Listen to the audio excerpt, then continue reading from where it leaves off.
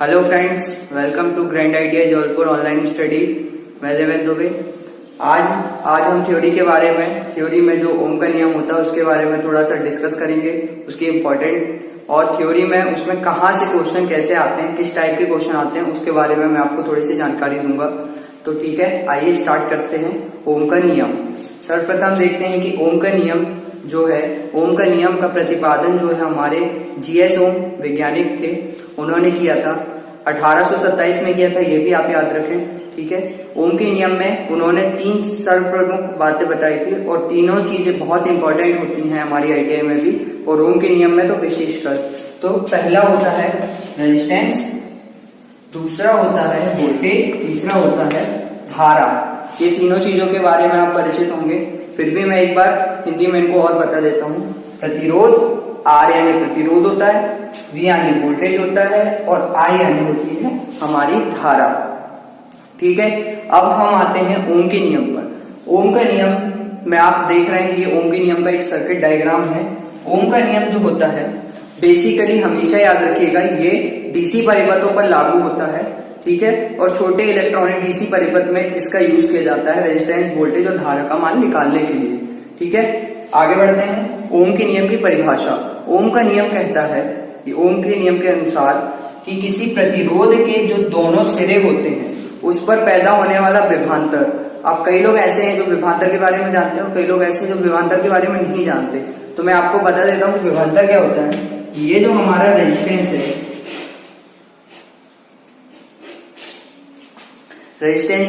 अगर इसमें सप्लाई प्रवाहित होती है तो इस रेजिस्टेंस के ये वाला सिरा और इस वाले सिरे में जो दोनों में अंतर होगा वही विभवांतर कहलाता है, यानी दोनों सिरों पर पैदा हुआ अंतर विभवांतर होता है। तो ओम का नियम कहता है किसी रेजिस्टेंस के दोनों सिरों पर उत्पन्न हुआ विभवांतर उस परिपथ यानी पूरे रेजिस्टेंस से प्रवाहित होने वाली जो धारा होती है, यानी आई हमारी धारा के अनुक्रमानुपाती होता है, यानी V अनुक्रमानुपाती आई। V जो है वो धारा के बराबर होती है। ठीक है, अब इससे रिलेटेड हमारे 3 इंपॉर्टेंट सूत्र होते हैं बहुत ज्यादा, उनको हम देखेंगे कि 3 इंपॉर्टेंट सूत्र जो हैं उनके बारे में थोड़ा सा डिस्कस करते हैं, क्योंकि उन्हीं से रिलेटेड WS में भी और थ्योरी में भी क्वेश्चन आते हैं। क्वेश्चन किस टाइप के आएंगे वो भी मैं आपको बता दूंगा। तो इसको तो आप समझ गए, इसको और आपको मैं सूत्र और दिखा देता हूं। तो ये है हमारा पहला सूत्र होता है R बराबर V अपॉन I, प्रतिरोध बराबर वोल्टेज बटे धारा। दूसरा होता है V बराबर I इंटू R, मतलब वोल्टेज जो है वो धारा और रेजिस्टेंस के गुणनफल के बराबर है। तीसरा जो होता है वो होता है I बराबर V अपॉन R, मतलब जो सर्किट की धारा है वो वोल्टेज बटे रेजिस्टेंस के मान के बराबर है। ठीक है, तो अब ये 3 सूत्र आप लिख लीजिए, ये बहुत इंपॉर्टेंट होते हैं और इन्हीं 3 सूत्रों से सवाल आते हैं। तो मैं आपको समझाऊंगा कि अभी इस पे सवाल कैसे बनते हैं। ठीक है,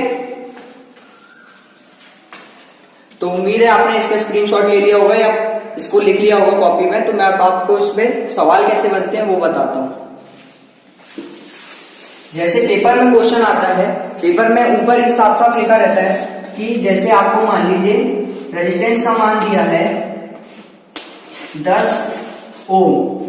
ठीक है, कि बोलेगा कि किसी परिपथ में रेजिस्टेंस का मान 10 ओम है एवं वोल्टेज का मान 100 वोल्ट है। तो आपको उस सर्किट में धारा का मान पता करना है। तो अब आप जानते हैं कि धारा का सूत्र होता है I बराबर V अपॉन R।